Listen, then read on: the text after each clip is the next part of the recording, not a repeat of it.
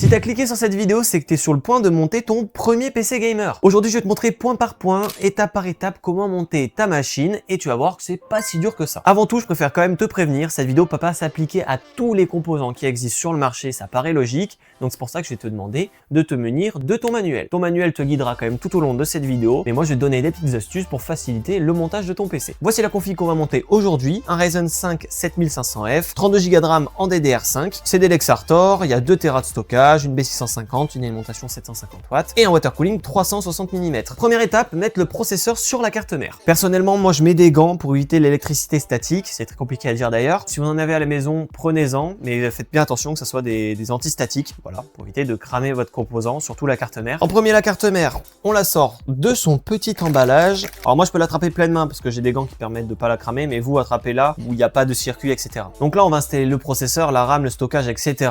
Pour ça, je vous conseille de poser la carte mère directement sur le carton de la boîte. Ça évite tout souci d'électricité statique et surtout ne posez pas la carte mère sur du tissu ou sur quelque chose qui va conduire l'électricité. Voilà notre petite carte mère. Alors en fonction du processeur que vous avez, les pins vont être sur le processeur ou pas. Là les pins ne sont pas dessus parce que c'est un processeur en AM5. Donc juste ici vous aurez un petit loquet, vous l'ouvrez, tac. Ensuite, vous avez juste à relever ça. Ce moment-là, c'est un moment assez délicat que pas mal de gens redoutent, mais vous pouvez pas vous tromper. En fait, juste ici, il y a un détrompeur que vous faites correspondre avec le détrompeur de la carte mère. Et sinon, juste ici, là, en fait, vous avez deux encoches que vous faites correspondre aussi à la carte mère. Donc voilà, là, vous avez juste à poser le processeur délicatement.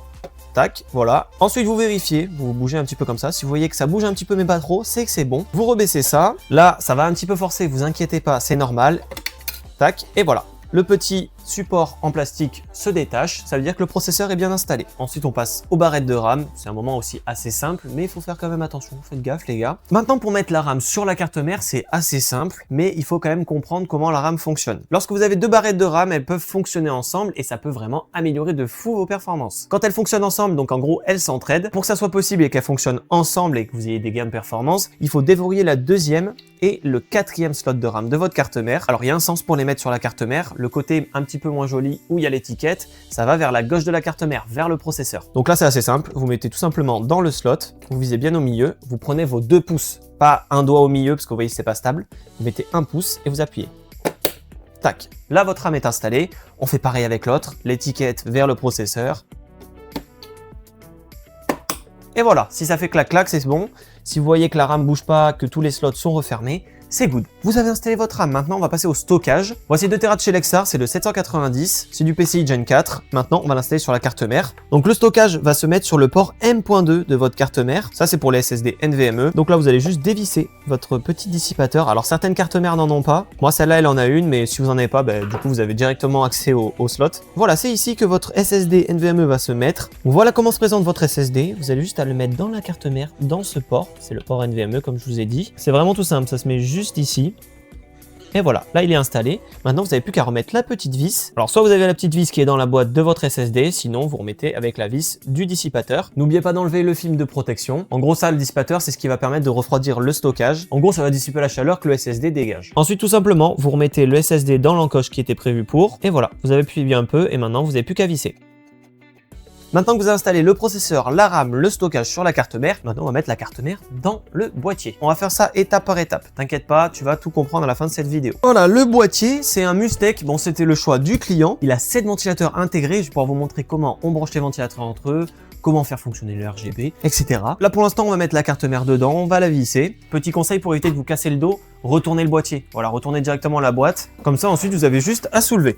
Franchement, pas mal de gens ont peur de montrer leur PC, ont peur de casser les composants, etc. Je comprends parce que c'est quand même assez cher. Mais en fait, si vous prenez votre temps, vous prenez votre manuel, une vidéo comme celle-là, et que vous prenez vraiment votre temps, vous vous posez, vous réfléchissez à ce que vous faites, il n'y a vraiment aucun souci. Tout le monde peut le faire. Après, tout le monde n'aime pas, mais techniquement, c'est à la portée de tout le monde. Franchement, c'est quand même relativement simple. Avant de mettre la carte mère dans le boîtier, j'ai un petit conseil. En gros, si vous voulez, devant, vous avez les boutons. Voilà, le bouton d'allumage, les USB, le jack, le bouton reset, etc. Vous allez d'abord passer tous les câbles qui sont reliés à ces boutons à l'avant du PC. Comme ça, quand la carte mère sera mise, vous n'avez plus qu'à les brancher rapidement et pas vous embêter à les passer dessous, etc. Donc là, il y a tout simplement un panneau à l'arrière. Vous dévissez les vis qui sont à l'arrière. Je vous conseille aussi de prendre des bols pour pouvoir mettre chaque vis à l'endroit qu'il faut. C'est une petite astuce pour essayer d'être plus organisé.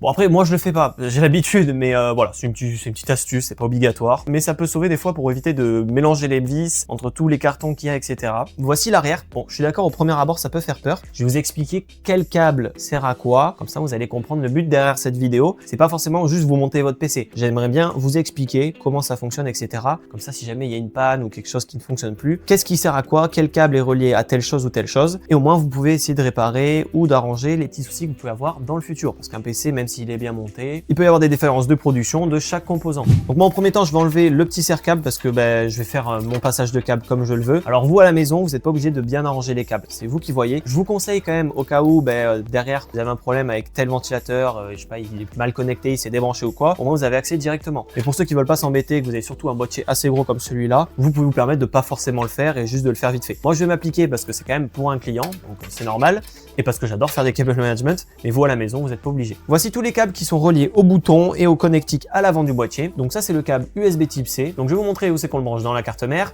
Là on a l'USB 3.0, c'est un USB normal type A. Ensuite tous ces petits câbles, c'est ce qui permet de démarrer le PC. Voilà, il y a le bouton reset, le bouton power. Je vais vous montrer comment le brancher, ça aussi c'est pas mal embêtant pour pas mal de gens. Ensuite on a un deuxième câble USB, cette fois-ci en 2.0, pas 3.0, c'est pas l'USB bleu. Bon désolé si c'est un petit peu flou, mais je vous montrerai mieux après dans tous les cas. Et pour finir on a l'HD audio qui est directement le câble jack qui est à l'avant du boîtier, qu'on va brancher juste après. Donc maintenant on va mettre la carte mère. Le boîtier que j'ai aujourd'hui, moi c'est un boîtier aquarium avec une vitre en façade à l'avant et sur le côté aussi, vraiment partout. Donc pareil, vous allez dévisser et on va pouvoir mettre la carte mère. Voilà, vous faites glisser et ça sort tout seul. Des fois, il faut le déclipser en tirant un peu vers l'avant. Prenez toujours le haut de la vitre, qui est en haut du boîtier, et soit vous tirez, soit vous glissez comme moi pour mon boîtier. Alors vraiment ultra important quand vous avez une vitre en verre trempé, ne le posez pas sur le carrelage. Absolument. J'en ai déjà pété une vitre comme ça.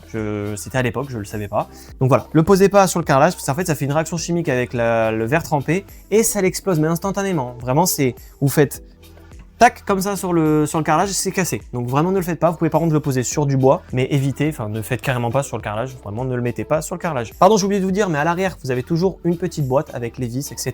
Donc prenez cette petite boîte, ça va vous permettre de visser la carte mère. Je vais vous montrer quelle vis il faut prendre, parce que des fois ça peut foirer les entretoises, je vais vous montrer comment ça fonctionne. Voilà, donc là il y a un petit sachet, et dedans vous avez des vis. C'est une vis qui a un petit rebord courbé, juste à côté du pas de vis, c'est celle-ci. Je sais que certains boîtiers donnent pas les mêmes vis, mais moi c'est celle-là. Dans ce même sachet, vous avez ces vis là aussi, mais ça c'est pour les ventilateurs, donc n'utilisez pas ça pour mettre votre carte mère. Donc là vous allez reprendre votre carte mère. Donc c'est le moment où vous vérifiez. Donc là c'est le moment où vous vérifiez s'il y a le nombre exact d'entretoises qu'il faut pour votre carte mère. Les entretoises c'est là où on va mettre la vis en fait, c'est ce qui va permettre de fixer la carte mère. Donc là il y en a une en haut à gauche, c'est pour celle-là. Ensuite il y en a une deuxième ici, ça va être celle-ci. Il y en a une autre ici, c'est celle qui est dans le coin. Donc pour l'instant on les a toutes. Donc là il y en a une ici au milieu de la carte mère. Elle y est, elle est bonne aussi pour celle-là. Et ainsi de suite, je vais pas la faire pour toutes les vis, mais vous vérifiez. Et s'il manque une entretoise comme ici, bon moi celle-là j'en ai pas besoin, mais s'il en manque une, eh ben vous prenez directement la vis qui est fournie avec le boîtier et vous avez juste à la visser à la main. Bon moi je vais pas le faire parce que j'en ai pas besoin, mais vous faites ça. Ensuite vous passez la carte mère dans le boîtier, vous pouvez la poser comme ça n'importe où temporairement. Et d'ailleurs j'ai oublié de préciser, mais vous aurez une petite plaque IO-Shield à l'arrière qui permet de combler les trous entre les ports USB, internet, etc.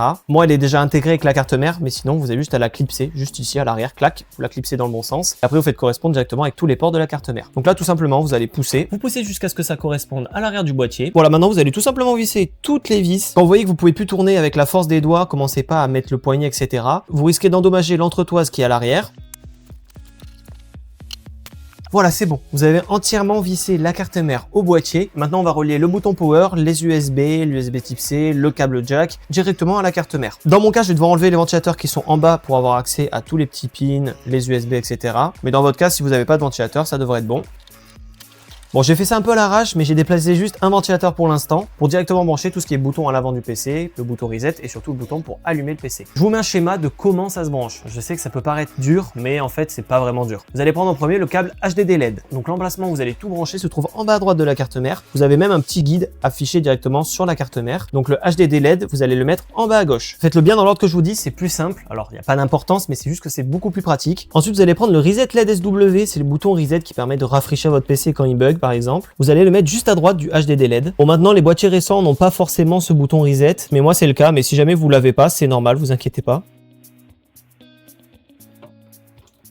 Voilà, il est installé. Maintenant, on va passer à ces deux petites tiges, le Power LED Plus et le Power LED Moins. Le Power LED Plus va se mettre sur la tige de gauche et le Power LED Moins sur la tige de droite.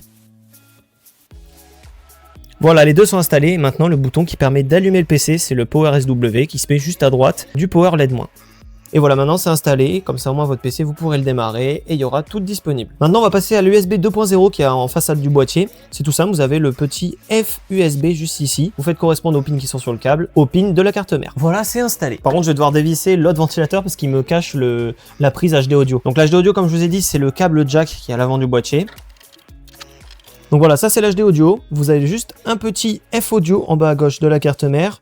Après, le nom peut changer en fonction des cartes mères. Comme avant, vous faites correspondre les pins. Et voilà, c'est bon, il est branché. Ensuite, il reste plus que deux petits câbles, donc l'USB Type C et l'USB 3.0, que vous faites passer sur le côté, parce que c'est sur le côté de la carte mère. Vous le faites passer juste ici. Donc là, c'est assez simple, c'est l'USB 3.0 qui se met là-dedans avec le petit détrompeur juste ici. Donc vous faites correspondre et ça se met tranquillement. Le voilà branché. Et maintenant, l'USB-C qui se met dans celui-là. Voilà, maintenant tous les câbles du boîtier sont reliés. Maintenant on va faire l'alimentation et après encore le meilleur, le water cooling et la carte graphique. Voilà l'alimentation que moi personnellement je vais installer, c'est une Thermaltake, c'est la SoundPower GT 750 watts. C'est une alimentation full modulaire, c'est-à-dire que c'est à nous de brancher les câbles dont on a besoin. Donc là on a une petite poche avec tous les câbles qui sont dedans. D'ailleurs Thermaltake a un gros coup de cœur, hein. Franchement en termes d'alimentation pour le prix c'est incroyable. Ils sont garantis 5 ans, je crois que celle-là elle est garantie 5 ans. Mais il y en a même qui sont garantis 10 ans pour vous dire. Donc c'est vraiment de la bonne alimentation. Donc voilà comment se présente l'alimentation. Donc juste ici en fait vous avez tout ce qui est connectique pour brancher la carte graphique, le processeur, la carte mère, etc. Pour le PC que je suis en train de monter ça sera une RTX 5060 Ti, donc ça sera des câbles PCIe normal. Ça sera pas le 12 VHP WR, donc j'aurai besoin de lui. Donc ensuite j'aurai besoin du câble pour alimenter la carte mère. Dans tous les PC c'est obligatoire pour alimenter la carte mère, logique. Donc ensuite il y aura un câble SATA, c'est pour tous les SSD en SATA, logique, et aussi pour les disques durs HDD. Donc si vous en avez besoin, vous le mettez. Moi j'en ai pas besoin parce que du coup on est sur un SSD NVMe. Donc ensuite il y aura les câbles pour alimenter le processeur, il y a marqué CPU, donc CPU c'est le processeur. Vous pouvez en mettre deux, donc en fait c'est si jamais vous avez un processeur très puissant et que votre carte mère le supporte et que vous pouvez mettre deux fois le câble CPU, vous le mettez. Moi j'en aurais besoin que d'un. Donc voilà, perso moi j'ai besoin que de 3 câbles. Maintenant vous allez vous demander quel côté du câble mettre dans l'alimentation directement. En fait vous allez avoir marqué PSU et de l'autre côté vous allez avoir marqué PCI. En fait le PCI c'est vers la carte graphique, donc c'est pas dans l'alimentation. Pareil pour le câble du CPU, là où il y a marqué CPU c'est dans la carte mère et là où il y a marqué PSU c'est dans l'alimentation. Donc là vous allez le brancher là où il y a marqué CPU plus PCI. La carte mère se met dans là où il y a marqué 24 pins ATX. Donc là vous mettez la plus grosse partie dans celui-là et ensuite le petit juste à côté. Pareil pour le câble de la carte graphique, le PSU côté alimentation. Et voilà, vous avez mis tous vos câbles maintenant dans le boîtier. Donc là c'est vraiment super simple, vous le mettez en bas en fait là où il y a l'emplacement de l'alimentation. Faites attention qu'il n'y ait pas des câbles utiles que vous allez brancher après en dessous. Dans mon cas, vu que c'est un boîtier aquarium, il faut que le ventilateur soit vers l'extérieur du boîtier. Mais dans le cas où c'est un boîtier traditionnel, c'est-à-dire où l'alimentation se met à plat en bas, il faudra que le ventilateur de l'alimentation soit dirigé vers le bas du boîtier pour qu'elle puisse aspirer de l'air frais. Dans l'alimentation, vous aurez une poche avec le câble d'alimentation, des riselants et surtout les petites vis qui permettent d'installer l'alimentation. Les vis sont elles-mêmes dans un autre sachet. Alors pas besoin de visser comme des débiles encore une fois. Quand vous voyez que vous pouvez plus serrer avec les doigts, vous arrêtez.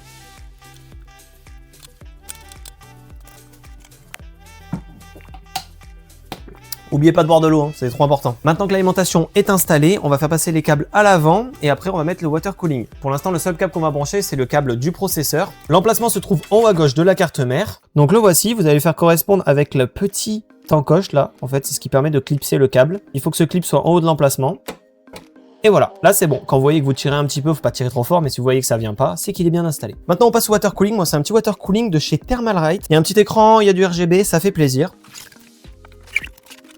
Vous allez le sortir directement de la boîte. Donc là, je vais vous recommander énormément de lire le manuel. C'est pour tout ce qui est visserie, câbles, etc. C'est souvent propre au modèle que vous avez. Donc, suivez bien ça. Moi, je vais vous donner ce que j'ai pour moi. Vous expliquer quand même comment ça marche. Là, vous avez une petite boîte pour tout ce qui est câbles, installation, support, etc. Avant de faire quoi que ce soit, vous allez enlever le support d'origine. En fait, ça, c'est quand vous voulez mettre un ventirad. Si jamais vous avez un ventirad d'origine AMD, vous le gardez. Sinon, vous le gardez pas et vous mettez ce qui est préconisé par votre water cooling. Alors, normalement, je vous explique pour que ça puisse faire contact entre la carte mère et l'autre côté de la carte mère, il y a une plaque à l'arrière. Moi, elle est collée à la carte mère d'origine parce que c'est une carte mère quand même assez récente. Et je sais que pour les anciennes cartes mères, elle peut tomber. Donc en fait, quand là vous allez visser le water cooling sur le processeur, il va falloir que quelqu'un tienne ou quelque chose tienne derrière le support pour pouvoir visser. Et après, c'est bon, vous pourrez lâcher. Donc voilà, bon, moi j'ai fait passer tous les câbles correctement. Vous n'êtes pas obligé, mais moi je préfère le faire. Donc voilà, là c'est ce que ça donne. Bon, je sais que ça peut faire un petit peu peur. Et en gros, pour vous expliquer, chaque ventilateur a deux câbles, un câble d'alimentation et un câble RGB qui permet d'avoir des lumières. Donc le câble d'alimentation de chaque ventilateur, vous allez les relier relier entre eux. Donc voilà, comme j'ai fait ici, vous mettez la prise femelle vers la prise mâle, ainsi de suite en faisant tous les ventilateurs. Et ensuite, il y aura ce câble qui ressortira qu'on mettra dans la carte mère juste après. Et ensuite, pareil pour les câbles ARGB, donc c'est les câbles qui font les lumières des ventilateurs. Vous allez avoir ça qui ressort, qui se mettra pareil dans la carte mère et vous allez relier d'un câble à l'autre. Donc là, vous mettez la prise femelle dans la prise mâle et dans la prise femelle dans la prise mâle, ainsi de suite. Et il y aura ça du coup qui ressort, qu'on mettra dans la carte mère juste après aussi. Ensuite, pour installer le water cooling, vous aurez un sachet. Il y aura pour les processeurs en LGA 1200. Moi, je vais prendre le AM5 AM4. C'est la génération de processeurs. Si vous avez un processeur 12e, 13e et 14e génération, ça sera le LGA 1700. Certains water cooling ou ventirad ont déjà la pâte thermique préappliquée directement sur le water cooling,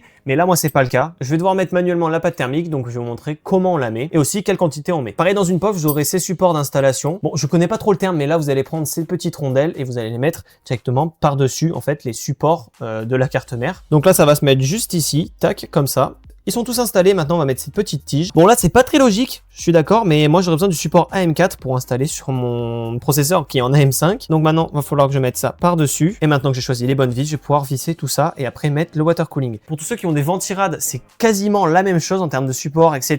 Il y aura juste deux câbles à brancher. Et en fait ça fonctionne de la même manière qu'un water cooling. Il y a un câble du RGB et un câble d'alimentation qui se branche de la même manière que je vais vous montrer juste après. On va passer à la pâte thermique. Alors je sais que c'est un moment qui stresse pas mal les gens, mais c'est vraiment pas dur. Vous mettez juste une petite noisette. Voilà, comme ceci, ça suffit. Alors bon, vous pouvez soit l'étaler si vous avez la petite spatule fait exprès. Quand vous allez visser le water cooling à la carte mère, la pression va l'étaler correctement, vous en faites pas. Bon, moi là, j'ai détaché le petit écran qu'il y a pour le water cooling.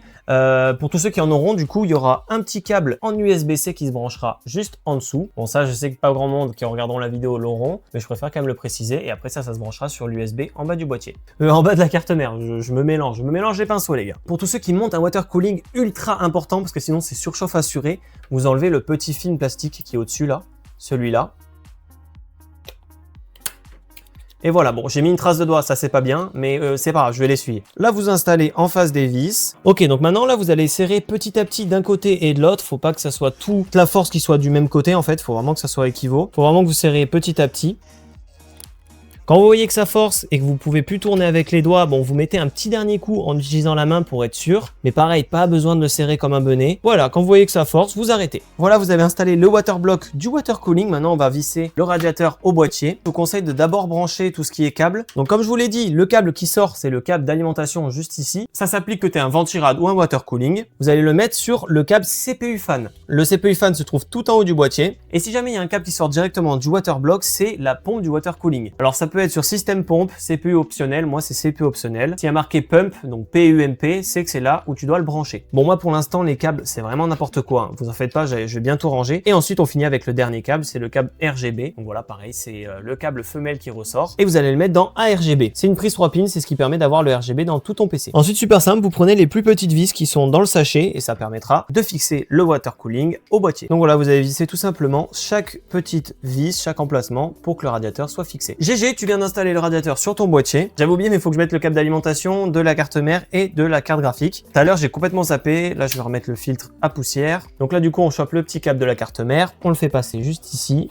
Donc là, pareil, le petit clip qui permet de loquer dans le petit emplacement de la carte mère. Et ce clip correspond à cette petite barre juste ici. Et voilà, c'est bon, c'est installé. Pareil pour le câble qui va alimenter la carte graphique. Dans mon cas, je l'ai fait passer par ce petit trou. Et comme ça, au moins, quand il y aura la carte graphique, bam, ça rentre direct dedans. D'ailleurs, j'ai oublié de préciser, mais tous les ventilateurs du boîtier se connectent de la même manière que le water cooling que je t'ai expliqué. Un câble alimentation et un câble RGB. Donc tu les relis tous entre eux. Et normalement, tu auras de quoi le relier directement à la carte mère. Et il faudra que tu le branches sur une des prises système fan. Et enfin, on finit avec la carte graphique. Le meilleur moment, moi, c'est mon moment préféré. On est donc sur une RTX 5060 Ti. C'est la version 8 Go de chez Asus. C'est une Asus Dual. Je vais vous montrer comment on l'installe. Vous allez voir que c'est vraiment le plus simple à monter sur un PC. Je vous conseille d'enlever les caches ports de la carte graphique. Ça peut vous gêner quand vous allez l'installer.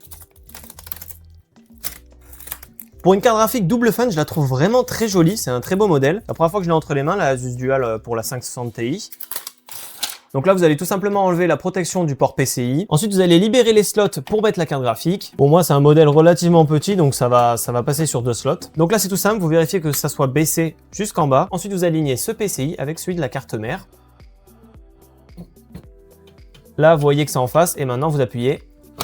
Et voilà, si ça fait clac et que le petit loquet juste ici est remonté, c'est que c'est bon. Ensuite, vous prenez votre câble d'alimentation et vous le branchez directement dedans, pareil avec ce même système d'encoche qui permet de clipser le câble jusqu'au bout. Ensuite, vous remettez toutes les vis qui permettent de stabiliser la carte, qu'elle bouge vraiment pas. Et d'ailleurs, en parlant de ça, si jamais vous avez une carte graphique trop grande, vraiment super lourde, vous devriez y mettre un support de carte graphique pour éviter que ça s'affaisse avec le temps. Parce que vous voyez que là, ça bouge un peu. Bon, là, c'est une carte graphique pas très lourde, mais avec le temps, ça peut s'affaisser et abîmer votre carte mère. Bon, let's go. Le PC est prêt. Bon, j'ai pas fait le cable management à l'arrière. Attendez, j'ai failli faire une bêtise, mais je l'ai pas fait à l'arrière. Hein. Je le ferai après. Là, je veux juste le démarrer, faire un premier démarrage avec vous. Et normalement, si vous avez fait tout comme moi, votre PC devrait fonctionner. Bon, déjà, je vais vérifier que le mien fonctionne déjà. Bon, c'est pas le mien, c'est celui d'un client, mais on va quand même vérifier. D'ailleurs, avant que je démarre le PC, abonnez-vous. Je vais faire après une autre vidéo tuto pour comment installer Windows. Parce que là, c'est bien beau, le PC dans l'état, il fonctionne, mais par contre, quand tu vas le démarrer, bah, tu vas pas avoir Windows. Donc, je vais t'expliquer dans une prochaine vidéo comment installer Windows, comment l'activer et faire tes premiers petits démarrages, premiers réglages, etc. Donc, abonne-toi si tu veux pas louper cette vidéo. Bon, allez, je vais brancher, on le démarre. C'est bon, les amis, tout est branché. Je vais le démarrer. On va voir ensemble qu'est-ce que ça donne. On n'oublie pas le petit bouton derrière. Attention, 3, 2, 1. Ok, bon, le RGB devrait se mettre après. Ok, wouh, let's go. Ok, magnifique les gars, franchement. Dites-moi ce que vous en pensez en commentaire. Voilà, c'est magnifique. Les ventilateurs comme ça. D'ailleurs, je pense que je trouve plus beau ces ventilateurs-là que ce genre de ventilateur où le RGB est carrément dans la pale, dans les pales du ventilateur, quoi. Là, c'est plutôt autour et un petit peu au milieu. Je trouve ça beaucoup plus sobre et beaucoup plus clean. En tout cas, j'espère que cette vidéo vous aura plu. Moi, j'ai kiffé la tournée. J'espère qu'elle vous a été utile. Si elle vous a été utile, un petit pouce bleu, un abonnement, tu boostes la vidéo. D'ailleurs, dites-moi en commentaire vos compositions de PC, combien il vous a coûté, etc. Abonne-toi pour pas louper la prochaine vidéo qui va t'expliquer comment on installe Windows. C'était Benji. Ciao, ciao.